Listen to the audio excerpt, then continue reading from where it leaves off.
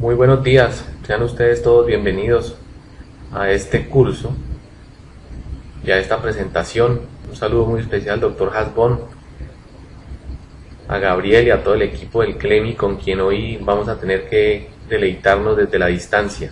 No obstante, creo que vamos a pasar un buen rato. Yo voy a hablarles brevemente de lo que implica el abordaje laparoscópico y varios de los desafíos ergonómicos que suscita este tipo de procedimientos quirúrgicos. Lo primero que quiero recordarles es que cuando uno operaba a un paciente, lo que hacía era interactuar una estructura y una infusión del paciente con una acción del cirujano, pero eso se hacía a través de una interfase natural de los sentidos que percibían la realidad, y el cirujano ejecutaba una serie de movimientos o acciones sobre unas interfaces tecnológicas bastante precarias, digámoslo así, con mucho respeto, hasta que aparece la laparoscopia. Si recordamos que una interfase es un sistema que interconecta dos sistemas componentes, y aquí tenemos ejemplos de interfaces claramente definidos, tenemos que reconocer que detrás hay un fenómeno tecnológico y que en medicina pues las interfaces son un poco más complejas, pero igual son sistemas que interconectan otros sistemas. En el caso de la laparoscopia, el laparoscopio, las pinzas y toda esta tecnología constituyen la interfase que hace posible que podamos hacer este tipo de cirugías. Y es por esto que en mini invasión el paso a través de la percepción de la realidad del paciente en relación a cómo la percibe el cirujano y la actúa se hace a través de una interfase tecnológica que es visual y táctil, y la acción casi que exclusivamente pasa a través de una interfase tecnológica, ya no es directamente el movimiento de las manos.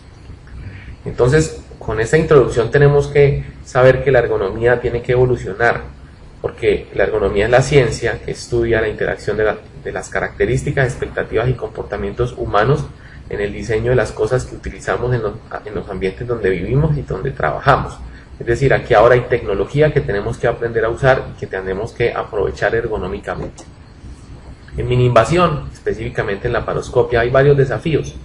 El peso, el transporte necesario de las torres y los carros, por ejemplo, son una amenaza para la seguridad, ocupan espacio, interrumpen la continuidad del piso, cables, tubos, se pueden enredar las personas, la visibilidad, etcétera, etcétera.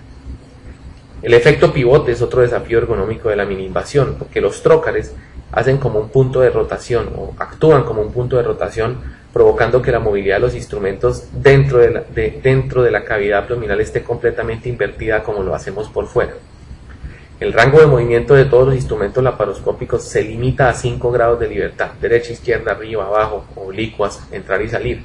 Eso hace que haya menos versatilidad, es decir, tenemos menos letras para escribir las palabras, y eso nos obliga a tener unas destrezas y unas expectativas diferentes.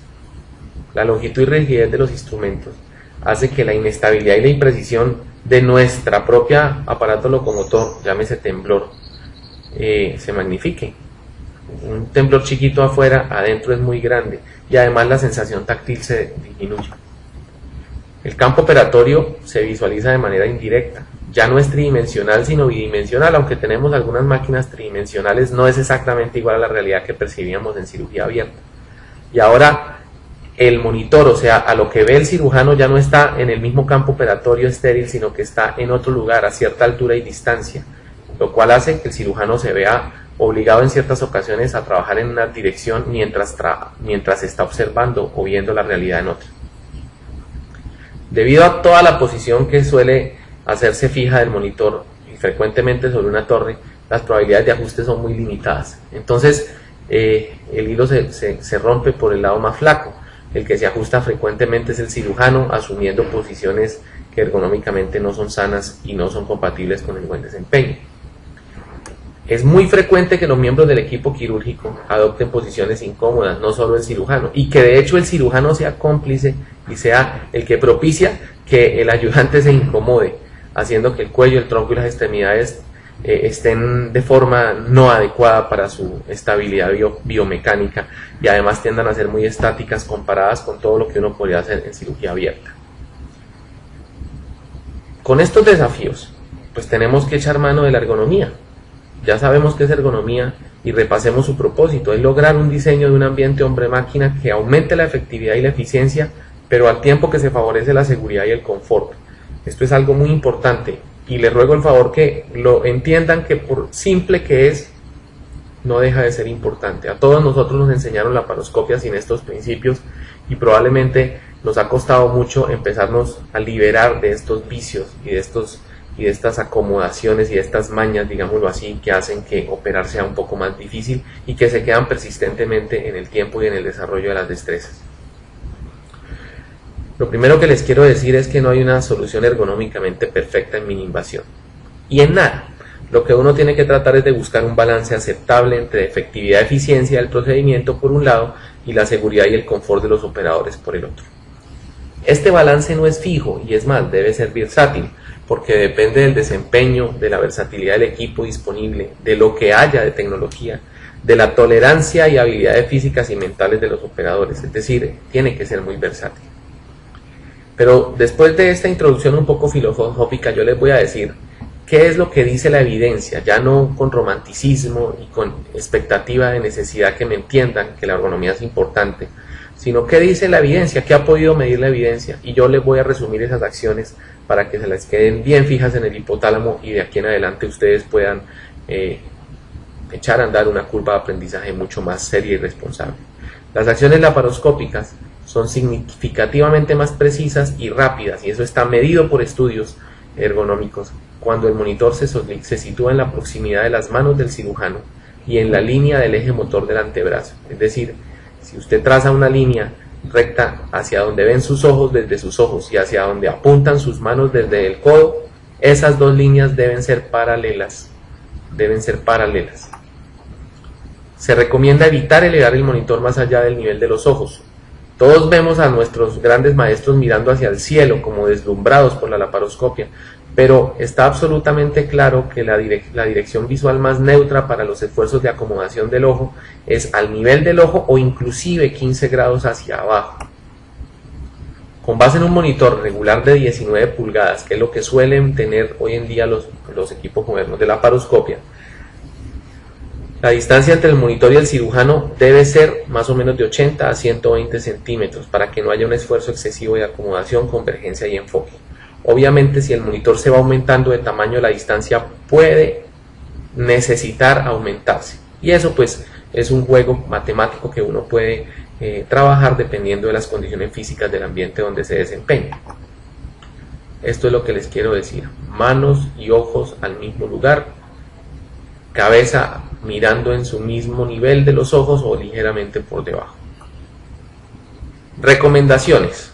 Posición del monitor. En el plano horizontal, frente a cada persona, en línea con el eje motor del antebrazo y evitando rotación axial de la columna vertebral. En el plano sagital, debe estar un poco más abajo del nivel de los ojos para evitar la hiperextensión del cuello. Fíjense lo reiterativo que somos con esto. La distancia visual es altamente dependiente del tamaño y la resolución del monitor, pero suele ser suficiente más o menos 1 metro con un monitor de 19 pulgadas. Ahora hablemos de la posición del paciente. Por favor, fíjense que la abducción de los brazos que frecuentemente solicitan nuestros colegas anestesiólogos no complique la posición del monitor y los demás instrumentos. La posición del paciente debe permitirle al cirujano trabajar directamente frente al campo quirúrgico que él representa. Ojo a esto, con los hombros caídos y relajados, no con los hombros alados. En el caso del hemiabdomen superior, generalmente la posición más adecuada para esto es entre las piernas del paciente, como para que se hagan una idea. Ahora del equipo. Los cables, los tubos no deben interrumpir la continuidad del eje ojo-mano. Uno no debe verlos. Uno no debe ver absolutamente nada entre el monitor y los ojos del cirujano. Y es importante, pero muy importante, que la posición de los equipos le favorezca la visión a los asistentes también. El camarógrafo son sus ojos, tiene que estar, es el que mejor posicionado tiene que estar en forma neutral con clara y directa visión al monitor. Y la posición de los asistentes nunca debe bloquear el eje de alineación ojo-mano, o sea, eso de que quite la cabeza para poder verlo. No se les olvide, por favor, con estas recomendaciones, que las herramientas tecnológicas para las especialidades médicas son solo eso, herramientas, y que depende del buen uso que les demos a ellas el resultado final.